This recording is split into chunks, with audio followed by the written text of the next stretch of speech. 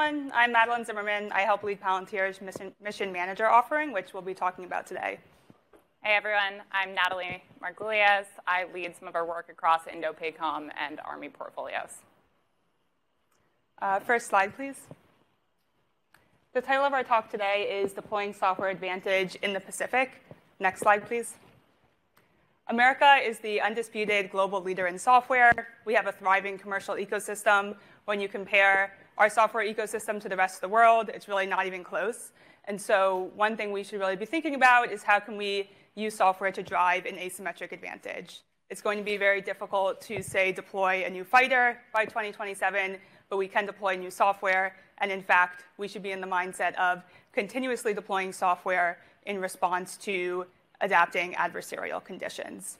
I want to touch on a few examples from Ukraine. The focus of this talk is Indo-Pacific, but it's worth citing what's been learned over the past couple of years. The average life cycle for a radio in Ukraine is 3 months before it needs to be reprogrammed. A drone is 6 weeks, and we saw Excalibur precision artillery rounds accuracy go from 70% to 6% within 6 weeks in response to Russia's electronic warfare systems adapting. And so thinking about software as a critical component of every single weapon system is the mindset that the US has to be in. And a key part of that is the ability to deploy the software on the infrastructure side. And that's going to be even more challenging in Indo-Pacific than it is in Ukraine. And I'll turn it over to Natalie to talk about some of the specific features of those environments based off of her experience on the ground with users there. So having worked at Indo-Pacific headquarters, I've seen 2 main challenges with deploying software into Indo-Pacific. Next slide, please. The first of these challenges is the number of mission partners and allies in the region. Indo-Pacific is enormous. We have 38 partner nations spanning about 52% of the entire globe geography. So the vastness of the region, the difficulties of a mostly maritime theater, and our strong allegiances with Australia, Republic of Korea, Japan, Philippines, Thailand, all mean that deterrence in the region requires effective collaboration with mission partners and allies. What this means from a software perspective is that software that's deployed into the region needs to rigorously respect zero trust principles and apply classification-based access controls as its first principle to make sure that Japanese are only accessing releasable Japan data and software, Australians are only accessing releasable Australia data and software, et cetera, et cetera. The second main challenge with deploying software in the region is the number of complex network systems. Indo-Pacific has hundreds of different network environments, ranging from multi-cloud to hybrid cloud to on-prem to disconnected and degraded networks to even air-gapped networks that by design do not have network connectivity. In addition, because of the complex network system, oftentimes during multilateral operations, these networks will break down or become slow and brittle under the large volume of simultaneous usage of data sharing. What this means from a software perspective is that software deployed into the region needs to be deployed on a distributed, hyper-scalable infrastructure that allows for software upgrades to be pushed across all of these environments in a clear and easy way. Palantir has recognized that most software is not built with these 2 Indo-Pacific or COCOM specific challenges in mind. So what we've developed over the past many years is Mission Manager, a software infrastructure framework that brings more third parties to the table and allows more third-party software vendors to securely and effectively deploy into this complex environment. Madeline's going to talk a little bit more about the offering. Great. Next slide, please. So Mission Manager is infrastructure for hyper-distributed software deployment. It is based off of internal learnings at Palantir over the last 20 years, where we have 100 different environments, hundreds of customers, and 5,500 software products with daily updates to these different customers. So we've built out this very robust hyper-distributed infrastructure that also happens to reflect a lot of the conditions that we're seeing in Indo-Pacific.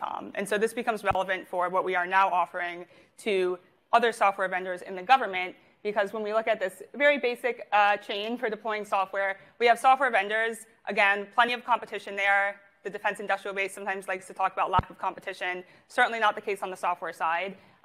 There is deployed software, so these companies have built great products. There's end users ready to innovate and then ready to offer feedback in a really dynamic way. Where we have seen what we call the technology valley of death has been on the infrastructure side. So people are familiar with the acquisition valley of death, but in fact, we would argue this becomes a lot more of a challenge on the infra side, where companies need to go scale their solutions, and there are a lot of different requirements to having that robust infra that the government is looking for that are really challenging for a lot of companies to meet.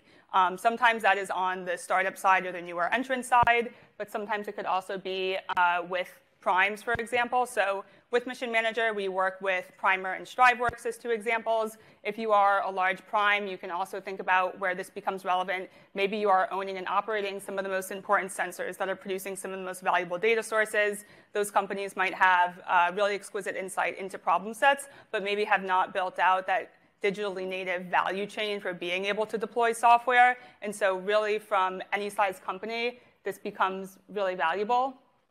Next slide, please. So I'll go into the specifics for some of the technical challenges that we are actually solving for. There's a lot of layers here. The one-sentence summary of this slide is you can think of the cloud as abstracting away compute requirements. Mission Manager is abstracting away infrastructure requirements. So things like standardizing compliance with a pre-certified software supply chain. Different customers might have different requirements for that. Standardizing security across managed cloud, deploying from the low side, from an unclassified environment, to the high side to a classified environment. Users expect that to happen with zero downtime, and so ensuring that those applications can be moved low side to high side without any interruptions in the user experience. We have a product called Apollo. The government can use this to manage all of their software at a bird's eye view. What have I deployed? What needs a patch? Where are their vulnerabilities? What are the dependencies? And then one other thing I'll call out on the slide is what we call OSDK, which is our software development kit. So we have, again, 20 years of data integrations. Oftentimes, data integration is the long tent in the pole for a lot of government projects, and it really shouldn't be. And so what OSDK does is it makes available that data to qualified government customers and vendors so that they can immediately start building and take advantage of cleaned and curated data and an ontology to get to work building the most critical applications, and so getting people to the starting line a lot faster. And that building with the software development kit does not need to happen in Palantir, and in fact, most of our users are using that to build outside of Palantir. So this is about, again, enabling the entire ecosystem to shorten the time to value for the warfighter. Next slide, please. So where we are using Mission Manager at scale externally is with the newly announced Open Dagger initiative out of the Chief Data and Artificial Intelligence Office. So Open Dagger, similar to what we've been talking about today, is a new initiative where vendors can show up, deploy in the Palantir environment, which is government controlled, so we're not there evaluating these different competitors. We're giving the government the ability to quickly evaluate whichever vendors they want to see, and then if they like what they see, give them the opportunity to immediately scale that up. Again, elimination of the valley of death via this infrastructure solution that enforces privacy and access controls and gives companies open footing for getting to the starting line. And we're really excited to support this. It is a continuation of the Maven work that we have done and working with these different combatant commands to bring them best-of-breed capability. Next slide, please. Open Dagger is a great example of where we're using Mission Manager to enable software deployment in the cloud. In addition to enabling software deployment in the cloud, Mission Manager also enables software deployment at the edge. And this is incredibly important for combatant commands like Indo-Pacific, where cloud connectivity just doesn't work for everyone, and you cannot rely on a stable connection from the cloud to the end client devices. We have, across Indo-Pacific, EUCOM, and the Army, deployed Mission Manager across a number of hardware devices, ranging from very small embedded NVIDIA Jetsons to slightly larger 8-core ruggedized laptops, all the way to 32-core servers in a box that units can actually deploy forward with when they go into the first island chain. We've seen two main benefits of Mission Manager in the cloud that I do want to briefly call out. The first is the ability to run any software, whether government or commercial owned and written, in a containerized runtime.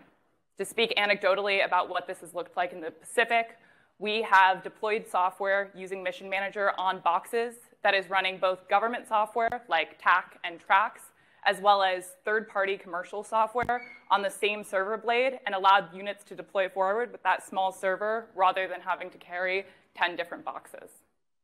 The second main benefit of Mission Manager on the edge is the ability to continuously upgrade and monitor your software without physically needing to send it back to headquarters or being physically next to the hardware box. To give an anecdote of what this has looked like again in the field, we've deployed software through Mission Manager on hardware boxes to different Army corps and brigades, and we've seen a marked change in how the Army has begun to think about software upgrades on the edge. Instead of having to physically upgrade their hardware boxes once a month, send the boxes back to Fort Liberty or headquarters when they need a major repair or upgrade, these soldiers have been able to push upgrades virtually and actually have a single pane of glass or visibility into their entire infrastructure, a mesh of 100 nodes, without physically having to be standing next to them. Now I'm going to turn it over to Madeline to close.